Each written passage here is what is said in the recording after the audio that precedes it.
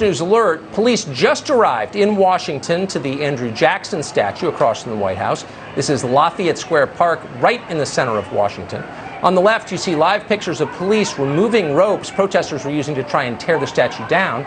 They arrived apparently just in time. A few minutes later, the statue would have been on the ground, a priceless work of art destroyed, another piece of American history swept into the memory hole in dust.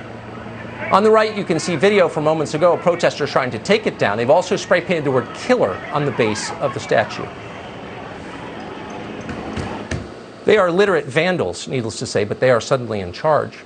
Because too few were standing up for America's history and its art, its culture, its people, the country itself. There are also growing demands in New York tonight to rip down the city statue of Christopher Columbus and to rename Columbus Circle. The final call, though, is being left to the wife of Mayor Bill de Blasio. Fox's Rick Leventhal is live tonight for us at the statue. Rick?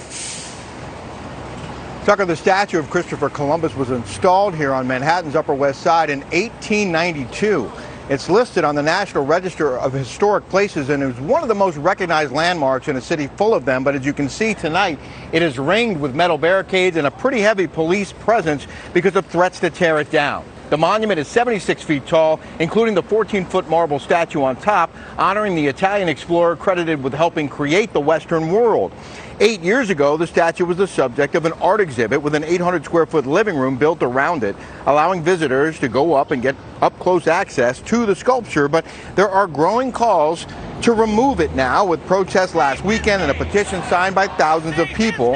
And the wife of New York City's mayor has been named to lead a new panel charged with deciding the future of the city's historical statues and structures, including George Washington, Thomas Jefferson, and Christopher Columbus. The fate of Columbus isn't clear, Tucker, but as you mentioned earlier, the Museum of Natural History announced that it is removing the statue of Teddy Roosevelt, which has stood out front of that museum for the past 80 years. Tucker?